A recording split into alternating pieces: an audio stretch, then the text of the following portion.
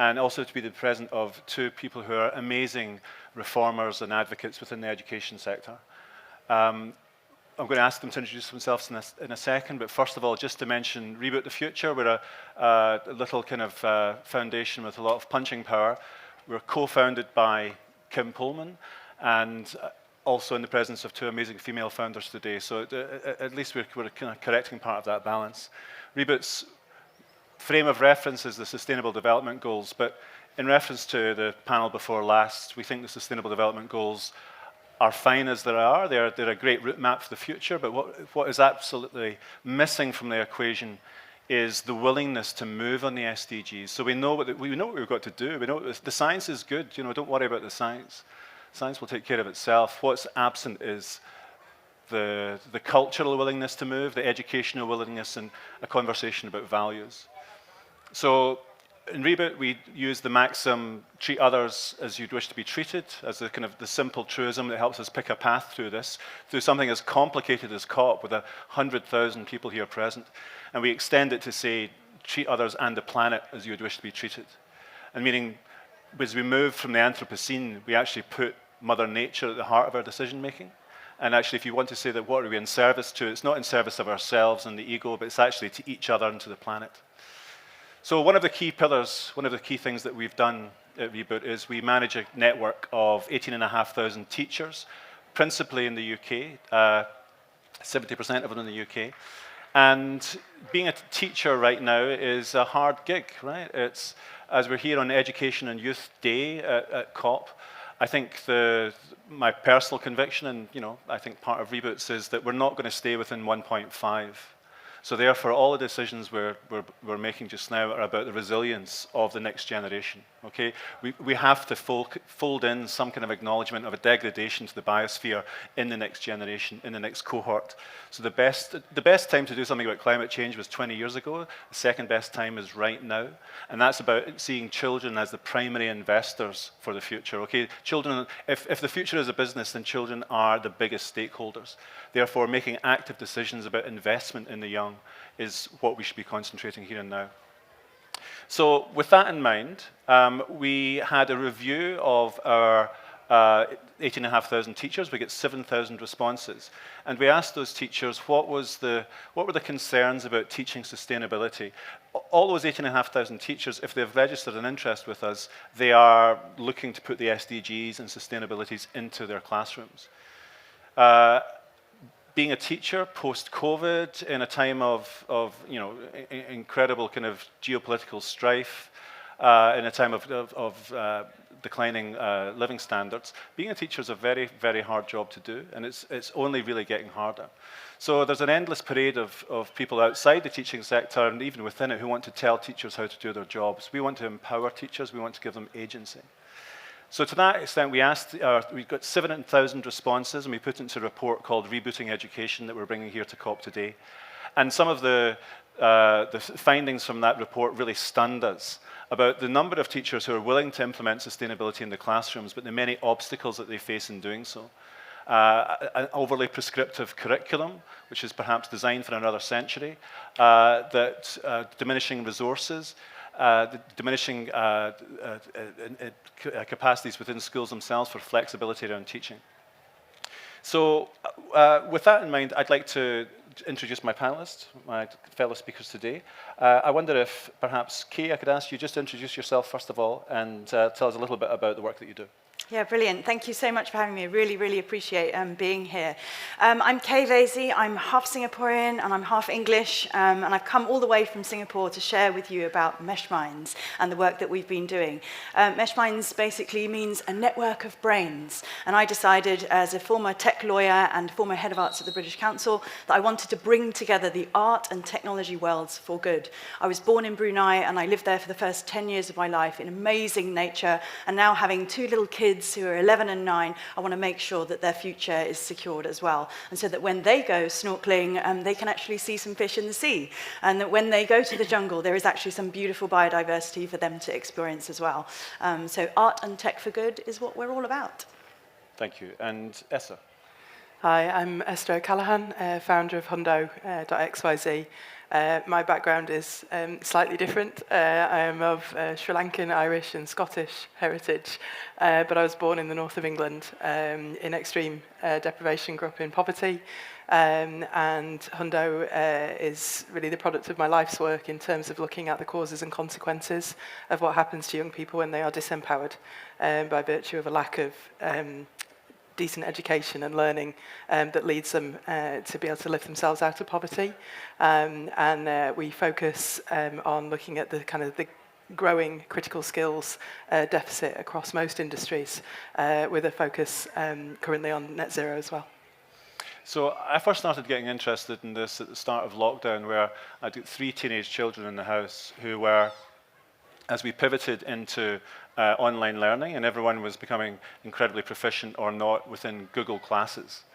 So I'd see my own children in the morning be assigned virtual work by tutors who they had no physical contact with. And then in the afternoon, when they had downtime and still couldn't leave the house because of lockdown prescriptions, they were pouring huge amounts of effort and industry and creativity into TikToks and Snapchat. So, and all being led through their phones and through their devices. So that's the point when I started to realize if we had 18,500 teachers online, what was the shared digital space, what was the shared digital opportunity that I think represented in that kind of game-changing shift that happened in lockdown. And I think we're still working through the relevances of that. So I'm going to task Kay in the first instance. One of our key findings from the report was that 85% of teachers said they didn't think the current classroom learning environment was preparing their students for the future. Now, given where we are, that's actually a bit of a crisis. And given that the urgency that the issues being faced at COP are being dealt with, we would say, actually, that's a pivot point, right, that question. So I'm going to ask you, Kay, first of all, can you talk about what skills and particularly what values do you think young people need to see in the classroom to prepare them for a sustainable future? Yeah, thank you. I mean, ultimately, did you know that even by the time that kids are 18 years old, they actually spend less than 10% of their waking hours, life, in education? It feels like they're in school all the time, but actually it's a very short amount of time. And did you also know, though, that teenagers nowadays are spending more than 40% of their waking day online? So that presents a massive opportunity for this kind of digital world to really rock their worlds in relation to what they're being educated about. And so if you kind of think, well, perhaps that old model of the teacher standing at the front and saying, hey, everyone, open up your textbooks at page 55, and now I'm going to bore you senseless with this static information. How about we then think about how we can revolutionize that approach and bring in digital tools and digital worlds to that classroom, and then get in education being immersive, interactive, engaging. Because if it's memorable and if it's a place where they're already very, very accustomed to it, whether that's online playing a game or whether that's in an online world or on a social media context, if it's something that's interactive, they're going to remember it more. And the more that you have that increased memory, then you have increased empathy, and then you can actually get people to act on that information. So I think in terms of values and skills, we need to make sure that the traditional values are still there, but it's the method of delivery, it's the method that we're getting that information into our kids so that they don't just sit there passively at the back of the class being like, I hate this, I'm so bored, I can't wait for break. But I'm actually I'm an active participant in this space, I'm not just a spectator. Fantastic. So Esther, same question to you. What skills and values do you think we should be bringing to young people and students in the classroom? I'm really glad you repeated the question because I got carried away listening. So I think what we find, obviously we work in partnership with educators. The one thing I would say in support of teachers is the good ones that I've met, they all want their young people to thrive and to succeed. They themselves are caught within a system that makes that difficult, for them to affect that. What we see on the employer side in terms of the skills gap is not just about hard technical skills or the ability to use equipment or the tools. It's teamwork, it's collaboration, it's communication. We've sort of we've started to refer to them as soft skills, and I think that's wrong. They are essential. You have situations where you can have an amazing software engineer, who may have been an ace in computer science at school or ICT, but has no social skills. So you need both, and I think for me, I see tech always as an enabler rather than a replacement. And I think as we think about bringing more technology into the classroom, it's not to forget or to lose the fact that human connection and that kind of social side is I would argue in many ways is more important, but I agree completely. It's not about, I do think that passive, more doctrine-based learning, that does need to change, I think for everybody's sake. Yeah. Well, we worked with Pearson, the big education company, in the last couple of years. And one of the things they were observing is that in terms of the science, that actually we are technically more proficient than we've ever been in our history. Mm. The real crisis in recruitment for young people who are moving from school and from college into work is not that they lack the right skill sets, but they lack the ability to communicate, to work in partnership, work in teams, and indeed what we call the soft skills are actually the existential skills, right?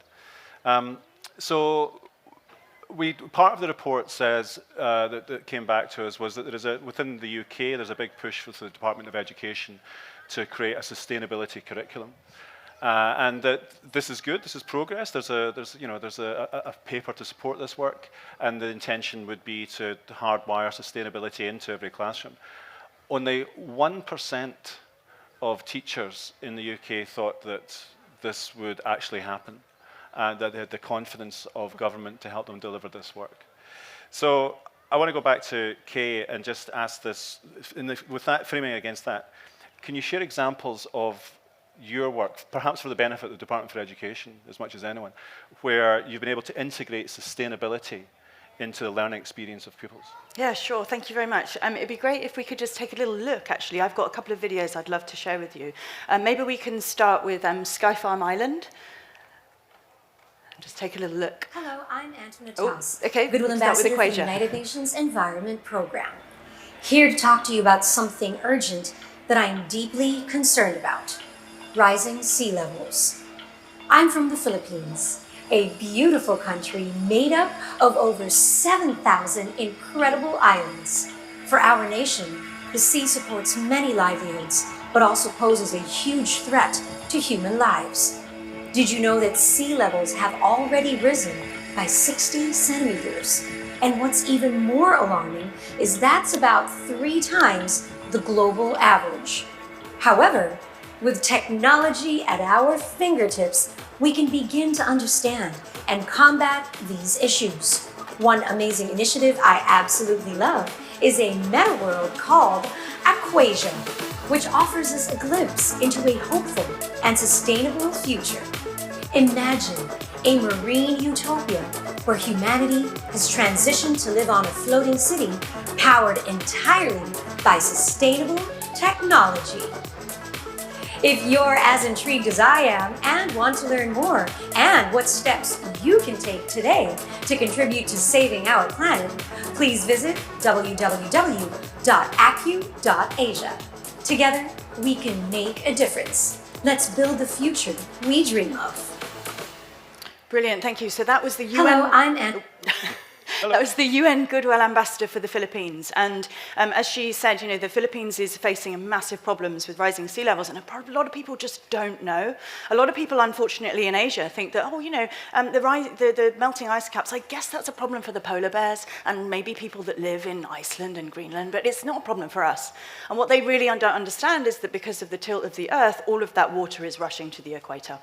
And so we wanted to make sure that youth understand that, but also don't just get wrapped up in the kind of goodness, that's alarming, and I feel I'm powerless to do something about it. And then you have that apathy raising rather than empathy raising, and then people who's like, okay, I'm just going to sit back and I'm not going to do anything. So what we wanted to do is create this imaginary marine utopia where you can go inside, at the moment in virtual reality, but it's coming to Fortnite in 2024, so that you can pilot around this world and look at the future of food, energy and transport systems. And maybe through being there, by us taking you there, in your mind, then you can actually become hopeful and inspired to maybe have a future career in that world. Maybe you're interested in the future of food, energy and transport systems, and you had no idea actually that you could have a floating vertical farm. How would you get involved with that one day? The other one I'd just quickly like to touch upon is Sky Farm Island, and this is coming. This is on Roblox now. Let's take a quick look at that one.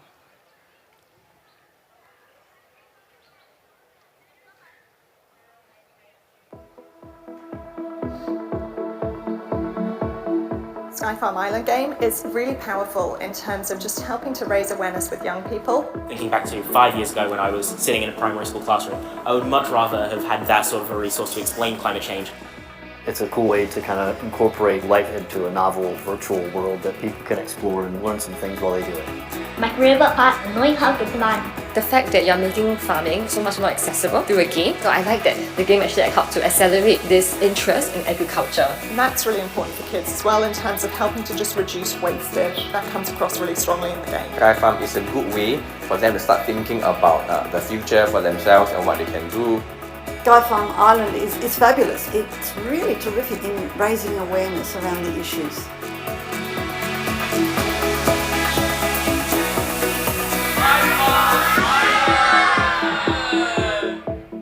So that's on the Learn and Explore category in Roblox, all free to play. And did you know that 70 million kids are logging in every day to Roblox? And also we have more than 1 billion gamers in Asia playing every day. And that's more than half the world's gamers. So certainly in Asia, this is a channel that we really, really need to get on board with. We need to kind of stop just being like, hey, well, I suppose, websites and printed materials, static things, they're just kind of good enough. Let's just take all of the information that's coming out of the West and just kind of, just translate it for the people in Asia and they'll just get on board with it. We need to harness the fact that we need to go and meet the kids where they are. And so with these games, for example, with Sky Farm Island, we want to really root things in reality. So we are actually having a 30 by 30 agenda, in Singapore, which means 30% of our nutritional needs are going to be grown locally and sustainably by 2030.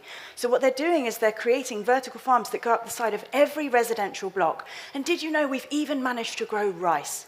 A small amount, but can you imagine if from that small amount, if you put that across the whole of Singapore, what we could potentially achieve? And Singapore always wants to position itself as a thought leader and an action taker. So once that's there, how about we see lots of people doing the same thing, perhaps in Thailand, perhaps in Vietnam. And so we're seeing more and more of these urban community farms springing up, teaching people and youth about the future of food production. What we wanted to do is make sure that kids really understand when they see that going up the side of their residential block, they know what it is and also how they can get involved. And finally, if you think about historic farming games, for example, Farmville, it's always been little white guy, straw hat on, cows, pigs, sheep, and here's my tractor. And it's like, no, it doesn't connect with people in Asia. So all of the things that you see inside there are Asian crops, and then you go to the hawker center, you get your little quest from the guy who's like, okay, I'm the laksa vendor, bring me back 10 chili padi and 5 laksa leaves. So off you go, and then you grow all your things, and then you give some of it to the community chest, which again is happening in real life. You also take the food waste from the hawker center, which again is happening in real life, take it to the Black Soldier Fly facility, and that's where you get your fertilizer to continue growing. And you do know that studies show that actually kids who grow at home or at school are up to 5 times more likely to eat vegetables. So our whole dream is to really then establish the causal link, play our game, learn about the future of food production, what's aquaponics, what's hydroponics, and then actually be inspired to grow at home. And hopefully then that will then bring that loop back together and say, I want to eat my veg. And everyone is saying to us, like 1/3 of greenhouse gases are coming from the food industry and all food production. So if we can get people at their really young age to be like, give me my broccoli, give me my Asian greens, and off we go, that's kind of where we want to get to. Thank you. Yeah, I think it's super interesting. We talk about solutions being oriented from the global south or from the global majority. I was in Riyadh recently with friends from Saudi and saw a whole cohort of young people who are going straight into the metaverse as a learning space and a solutions-led space. It's almost like the solutions will come from out of left field. So with that, I'd like to maybe just ask her, particularly this, so you're coming to the tech space and you've kind of alighted upon sustainability as a driver within this work for students and young people. Do you want to tell us a little bit about how sustainability emerges within your practice or the things that you're interested in? Yeah, so for us, it was looking at, we look at where the skills gaps are and how we can best help young people and educators to bridge that. And obviously, arguably, sustainability, net zero are foundational skills that everybody is going to need in the way that Kay has very excitingly articulated. And from our side, it was looking with a particular focus on emerging tech.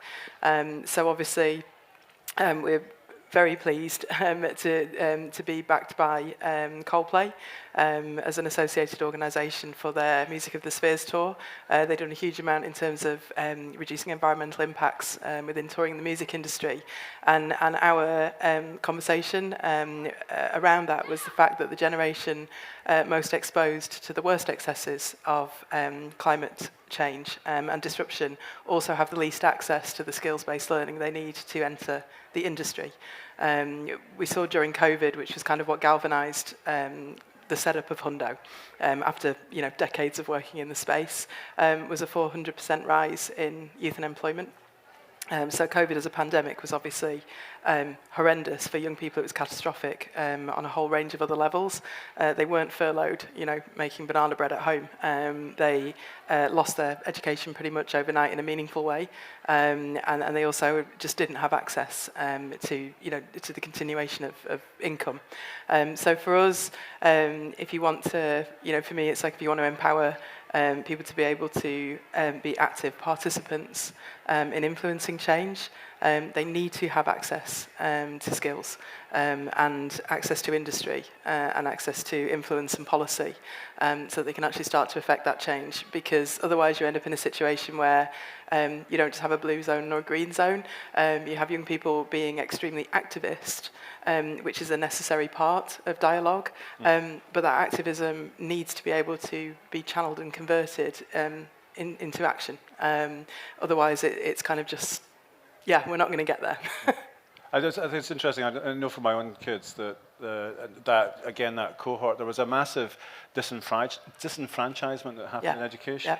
A lot of young people, just by virtue of having that functionality whipped away from them overnight, and they've lost a lot of faith in that whole kind of idea of steady career progression through school and college and then a steady job, because actually there is no steady job at the end of it. No. So there's now a lot of people who are kind of looking at slightly sort of lateral approaches, trying to kind of pick a path through this education world that doesn't necessarily sit well with traditional universities. And I think a lot of that kind of business plan is slowly starting to unravel this week anyway. Can I ask you just to tease it a little bit, in terms of Hundo's reach, are you exclusively working within the UK or within Web3? Is that a less useful distinction to make? Just thinking about where we are at COP just now. Yeah, so we started off very much as service delivery, end to end. Myself and my co-founder, I spent 2 decades working in and around youth issues, and my co-founder came from the kind of recruitment, side. So we both kind of had observed, worked in this problem from opposing, perspectives. And it was within that we kind of started to see that the problem was not just an education issue, it was an employment issue, it was an employer issue as well. There is a train of thought that actually it's not educators' jobs to teach young people skills for employment, which I thought was a really interesting, it was only happened someone said it to me last week, so I'm still processing it. But I think there is an element of, there is a responsibility, I think, that's put too much on teachers to do too many things. And I actually think that we need to think about how to redress that balance. So within the work that we did, which was how do you effectively transition a young person from education into employment, we decided to build a platform that would enable what we had done very successfully in an analog way, in a human way, to be able to scale. The reason for that is because there are 1.1 billion new tech roles needed by 2030, which is rapidly approaching. Much of that within emerging tech needs to have an environmental and sustainability mindset wrapped around it, because otherwise we're replicating more of the same problems. And the platform itself was designed to be able to scale wherever young people are in the world. There aren't 1 billion young people in the UK, but there are 3 million new tech roles needed actually within the next 2 years. So we looked at how do we take the kind of domain expertise, the knowledge, the depth of understanding we have of the complexity of the problem that young people are facing, and how do we develop a kind of a rapid, agile solution to that, whereby young people, while they're still in education, can be bridging the gap in their knowledge with the skills learning that we can give them on the platform, which ranges everything from AI through to net zero, and then of course all the stuff we talked about. The important thing with the platform is they're also learning in cohorts. My son is 19. He went through COVID lockdown.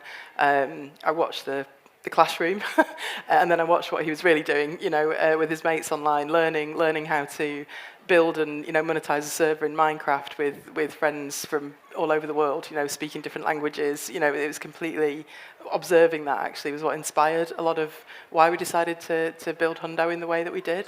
And I think that's systems can't change fast enough. That's a reality. Young people are the first ever digital native generation on Earth. They're using this technology already for fun.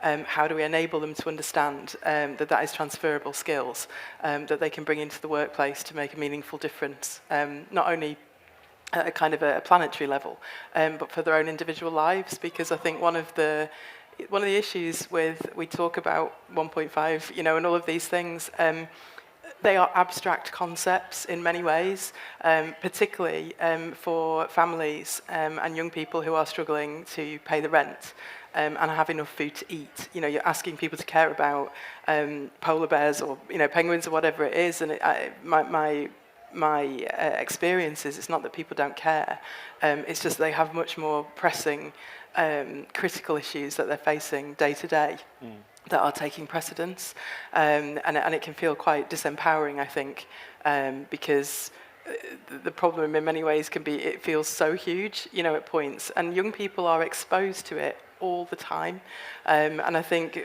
redressing that kind of, it's not just about hope, it's about here are the practical things that you can do that are going to help you and help everybody else and the planet, because otherwise someone's doing it the other way around. I can only speak from the kids that I've worked with, and from my own background, it's kind of going, I lived in a middle of nowhere in a town that I thought I was never going to leave, I was never going to see, the rest of the world. And I think that's where technology actually becomes useful, because you can really, even if you hear about something awful in the world, if you can actually experience it in the way that we've just watched, Sky Farm and the other project, it's like all of a sudden it becomes much more real, it becomes much more close in a way that you can't do in an analog way. I think that's it. Even a lot of the great kind of reflections and recommendations that will come out of COP today and over the next few days, they're delivered as big, opaque abstractions. It's super difficult for people to understand what the legislative detail actually implies, especially when not only is the language opaque, but actually the processes are in timelines that aren't particularly meaningful. So evolving a better and more sophisticated language and going to people where they are, whether it's through food or fashion or anything else, and actually trying to kind of give people some agency in this decision making, I think that's one of the things that technology affords. Can I just pick on something? I mean, similarly, I've got 2 kids, and watching them in their worlds is absolutely incredible. And Roblox has just gone on record to say that we're actually not a gaming platform. We want to be out there as a communication and connection platform. So that's why they're allowing kids to now start talking to each other a lot more when they're playing. But absolutely, it's absolutely incredible when I'm listening to them play with their friends. They're constantly strategizing and talking to each other. So, I think older generations think, oh yeah, that gaming thing, it's, they should be outside touching grass and, being outside and stuff. But I don't think, I personally am not massively worried about that balance. They do spend a lot of time outside, but the gaming these days allows them to have that real shared experience. And these virtual natives or digital ninjas, however you want to kind of label them, they feel that when they're in their worlds, it's very, very similar to when they're in real life. And so having that opportunity to connect all around the world with lots of different people from lots of different backgrounds is what technology is potentially allowing us to do, and bridging those gaps and bridging those divides. Okay, so I take the point about Roblox positioning themselves as a communications company rather than a gaming company. I mean, to paraphrase Mandy Rice Davis, they would say that, right? So I guess you can maybe bring the conversation around to some of the potential negatives around this. So I think, I'm personally convinced that there is a huge enabling and amplification opportunity that digital opportunities have for education, right? And we look at this kind of imagine the impacts that digital learning could have on this space and other ones. So let me kind of just throw in a couple of negatives again, because we are a sustainability conference. So I'm guessing everyone here watching this, listening online, has got a big box full of wires at home that they've completely lost track of. The sense of digital waste and detritus, the impacts, the rerouting of rivers in California to cool server farms when California is on fire. So can you maybe talk a little bit about the sustainability impact, but also I think within the context of education, can I ask each of you in turn to just talk about the digital divide, the idea that not actually everyone, it's all very well to say this is a democratizing principle, but not everyone has access to these devices. And we even found in lockdown, some households don't have broadband, they don't even have a smartphone. So maybe on those two points about digital poverty and also sustainability impacts, can you, Kay, do you want to start with that? Yeah, but don't forget, right, people do talk about the digital divide, but even in a place like Thailand, even by 2025, more than 75% of people have access to a smartphone. So, I would kind of pause and kind of well, how many people actually don't have access? And, do we need to make sure that more people are having access? So there are lots of very clever people around the world who are focusing on making sure that lots of places have access. And ultimately, not everyone has access to physical school buildings either. So, we need to make sure that we can't paint technology in such a terrible light. I do think that technology actually is pushing ourselves much more forward than it is pulling us backwards. I also think that more people being online does allow us to bridge more cultural, racial, ability, gender divides, because you do meet people online who perhaps you would never ever be able to meet. It's a similar experience being at COP. Why do I come here? It's because people tell you when you're passionate about something, go and find your tribe. Well, what's better if you're passionate about sustainability to come to the world's largest climate conference and be here and be present and be with people that I could probably never come across in real life in Singapore if I just stayed there the whole time. So Esther, your whole passion project is about giving people from disadvantaged circumstances the opportunity to engage. So what's your answer to that question? It's a conflict. You can't sit here and sort of go, technology is the savior of everything. It causes damage. It's also short of, as I was saying earlier, us all going back to living in caves in the Faraday cage. Technology is inevitable. It's in our hands. We're using it all the time. So it's how do you use the tools that you have and use them for good. And it's a conflict. It's one that I experience, because on the one hand I'm saying we need better connectivity, we need young people to be able to engage. I don't perceive a world where technology replaces human connection. I think that was the really important thing.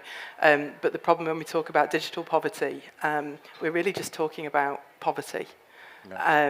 And for me, it is the best example I can give you is if we are able to create the conditions through better paid work as a result of technology and the jobs that are available and emerging and and ever growing, it resolves the issue which we see all the time, which was young people, and not just young people, nurses, doctors and teachers, who are holding down 3 and 4 jobs and still having to go to a food bank. So we have to try to, for me, it's kind of how do we live with those 2 conflicting ideals and find that middle ground. And with Hundo, the reason that we didn't go fully immersive is because I also don't believe in a world where we're all walking around with headsets.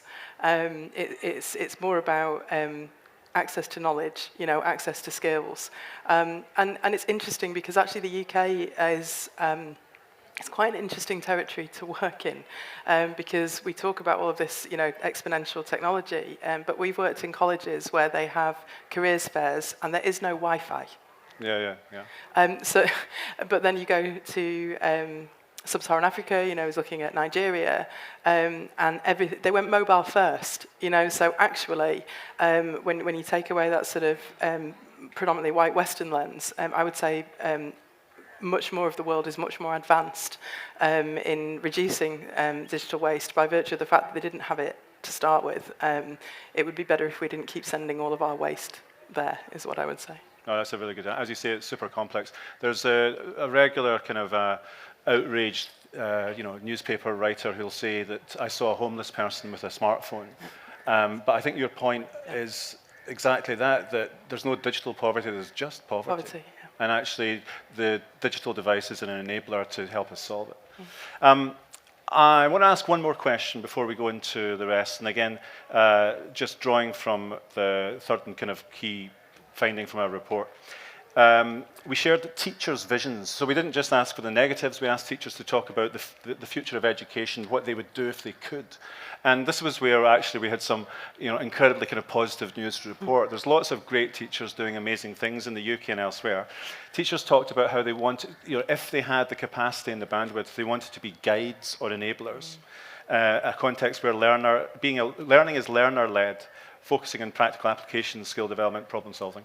And key amongst this was values such as kindness, love, and inclusivity featured highly, as well as a deeper connection with nature and the local community.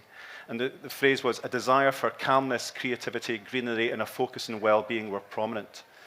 So I guess with that kind of, fillip, that kind of boost, Kay, maybe start with you. What's your vision for the future of education, and how do we get there?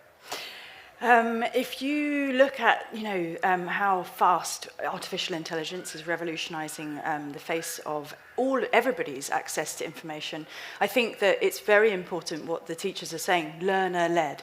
Now more than ever, it's so important that that we are all allowing children to be, self-discover, and learn from all of the information that they have access to at their fingertips.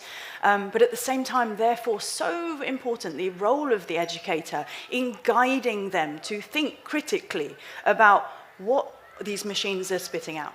Because rubbish in, rubbish out. And at the moment, artificial intelligence machines are largely still trained on information, from white males, and who are older generation, etc. And we are forgetting that there are already still 3 billion people who have never actually accessed the internet ever around the world. So all of that, we had a session earlier about indigenous information, all of the, the learnings, the wisdom keepers, all of those people. There's so little representation of that. So we mustn't, as we go forward into this world where, wow, everyone has access to all this information and the artificial intelligence machine just is able to guide us at all, we need to make sure that the children are thinking critically about what is actually coming out of these machines, and to be able to look at it through a lens of, this is one machine telling me one set of information trained on this set of data, but we need transparency in order for us to know what's going inside these machines, and that's what currently we do not have. So once we get to a more transparent world where we're understanding the types of information that are going into these machines, then and only then are we going to be able to get the educators on board to say, this is how to teach kids to think critically about what's being spat out of these machines, and then also remember that there's an awful lot of other information out there, an awful lot of other cultures and histories and heritage that you need to also be aware of as you're looking at the world as a whole. Okay. Esther, You got a dream? Yeah, I'd like teachers to be able to do their job. Okay. Instead of having to fulfil Ofsted reports and paperwork, bureaucracy and an ever-changing governmental policies over which they have no control but are at the coalface of having to deliver. One of the biggest issues for teachers is, classroom sizes, having to be carers and mentors as well as teachers. It is asking so much of a human being. And I think for me, again, come back to, look, I hated school. I really did. But I had some brilliant teachers. And the reason they were brilliant teachers is because they actually saw something in me and invested time, effort and energy into that. And I think the teaching profession has been so denigrated, by shifting policies and priorities.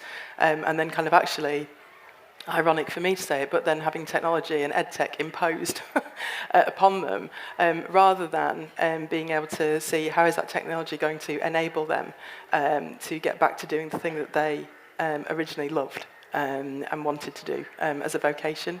So my vision for teachers would be to enable them to actually go back to doing that job brilliantly. And what's your vision for the student? Especially, I was going to say what's your vision for Hundo, but actually, what's the vision for a student or learner 5 years from now that would be your grand dream? We set up Hundo to tackle youth unemployment globally because it's structural and systemic. It's not inevitable. And so for me, the vision would be that every school, whatever educational institute there is in the world that has an absolute vision that young people need both the education that they're providing, but also the access to skills-based learning that we provide. That means when a 14-year-old today is entering the workforce in 2028, 29, they're not reaching 18 and then dropping off a cliff. They already know what their skills are, how they transfer. They're able to go effectively into an interview and talk about why they want that job, why they're the best person for that role, rather than having to wander around with a meaningless piece of paper, trying to convince someone to give them a job because they need to pay the rent. That's my vision. There's a key thing there that you said. Youth unemployment is structural, and I think you could say the same about sustainability and climate change. Yeah. Actually, the pain is priced in. Yeah. Actually, we've designed a system that has a huge amount of human pain and destruction as part of its plan. So can I just follow up on that quickly as well? Because the developer that we're working with, though, it really has taught me that the face of employment is massively changing. So he is 20 today, and he started developing on Roblox when he was 7, and he sold his first game when he was 14 years old. So, and that's from his bedroom in Kuala Lumpur in Malaysia. So, maybe preparing kids for that kind of, employment and telling them that it's not just about the old school way of having to go to a physical office and be present, but actually anywhere you are in the world, there's an employment opportunity for you out there. And I think that that's really important. A platform like Hundo can exist out there where they can go and explore that kind of opportunity and then meet others who are like, hey, I'm also into game development too. How about we do something? But, you're in Malaysia, I'm in Uzbekistan, but we can still collaborate. Yeah. If we had more time, I might expand on that point, because putting 7-year-olds into work sounds a little bit like putting them up chimneys. However, at this stage, I'd quite like to open up the floor to any Q&As. Nobody's keeping me to time, so I'm just going to stay here until Amber rugby tackles me. So is there anyone here who would like to ask the panel a question? Songchao?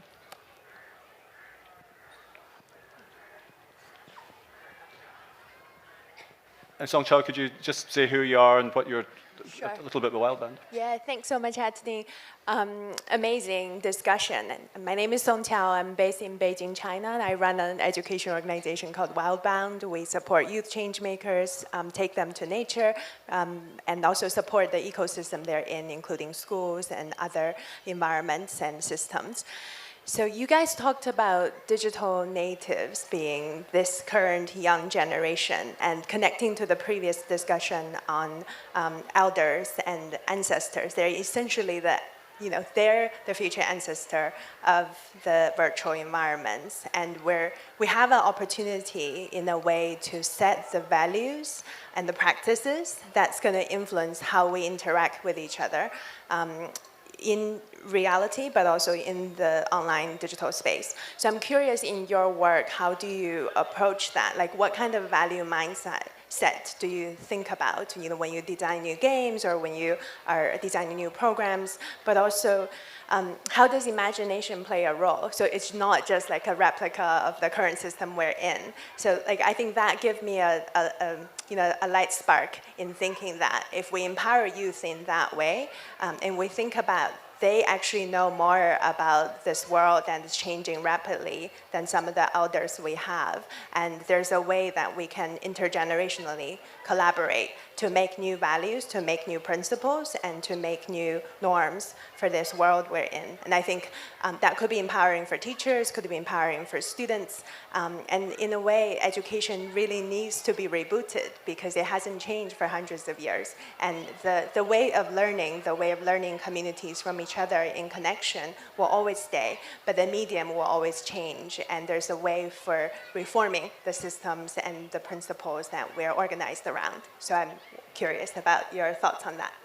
Yeah, so for me, in relation to just Sky Farm Island, for example, it's about that shared experience, and that's why we've built in the ability to water and fertilize each other's plants so that you're then together collaboratively playing and making sure that it's not just a singular experience growing your farm to the sky, it's about being part of this community, which is exactly what's happening in the real world. In Singapore, we're really trying to get more people into this urban growing and an urban farming environment and grow your own food movement. It's also something that you can very easily play with parents and children. So I'm in there with my farm, helping my kids with their farms, and we're all going around together. So it's something that it should not be seen as something that is like, oh, it's a game, so therefore only for young people. Everyone, grandparents and children alike, can all be in there together. And then the second part about what you asked in relation to, making it, you can't just make educational games that are pure education. Children will be like, oh, I just spent time at school. This is my time to chill out. So it's about having a perfect balance, or trying to achieve that perfect balance of education and entertainment. So we root things in reality, in the sense that we read and we research what's actually going on the ground in Singapore. But we have a little bit of a contract of imagination when kids, for example, are growing the dragon fruit or growing the star fruit. When they harvest it, the dragon fruit allows them to have fire, flames spraying off their character. When they have star fruit, they have stars all around them. So it's about having that kind of elements of fun that allow children to have their minds totally open, then receiving the little bit of education that you want to slide in there. Okay. Yeah, for us with Hundo, our stakeholders are teachers, parents, families. And so we didn't design the platform for it to be an individual experience. Learners learn in classrooms with their teachers using our technology. Using our platform, and that, I think, is the most effective way of blending the two systems in a meaningful way. I was trying not to laugh because I was like, the idea of some of the 14 to 18-year-olds that we work with wanting flames and starfruit was kind of amusing. But it is that it's we talk always about teachers, parents, and students, and employers. What we're trying to really achieve is that people start to see young people not as difficult or hard work or without skills, that they think about them like their nephew, their niece, their uncle or auntie. That kind of we've lost some of that. That fracturing actually of community, I think, is one of our biggest failings. And I think that's what we try to do, is sort of rebuild that within the platform, where students get to learn together, but the teachers are also getting to learn this technology at the same time, because then it kind of works both ways. One of the biggest things with young people is their ability actually to help older people use technology, and vice versa. There are a couple of generations ago that actually used to recycle, not because it was the right thing to do, it was just it was just what they did. And I think some of that intergenerational knowledge has been lost, that we need to bring back, which is why I think these platforms need to be not just designed for children and young people, but designed for whole communities and whole families, to be able to collaborate and come together. Otherwise, you end up in a situation where you've just got, 19-year-old in his bedroom, on a laptop, and you don't really know what they're doing. There's actually a fantastic campaign I saw recently, and it's got this smartphone divider, between, there's like a parent and a child sat on a couch, but this massive, phone between them. And I was kind of going, we also need to kind of wake up to this a little bit, we're all bad for it, I'm constantly on my phone. So I think, I think it works both ways, and I think if you can get it to work both ways, with older people and younger people actually being able to collaborate in a way that those technological barriers that older people are facing, breaking those down, then I think it gets quite good fun at that point. Certainly, if you follow Esther's work and Hundo's work online, you see it's full of creativity and certainly values-driven as well. Any more questions? Any more? Okay, so... there's one. Oh, sorry, we've got one over here. I'll try and make it a quick one. I'm Sean, I'm Schools Engagement Manager at Chester Zoo in the UK. Firstly, thank you for a fascinating panel discussion. Esther, you really touched on the current role of teachers being essentially a surrogate parent, a teacher, a carer, a mentor, a psychiatrist. And now we're expecting teachers to give children the skills and knowledge they need to save the planet. How can we better support teachers to do that? That is a big question. I was actually really fortunate this year to go to the UNESCO Varkey Foundation Global Teacher Prize, and I was blown away actually by these teachers. I think that I don't know.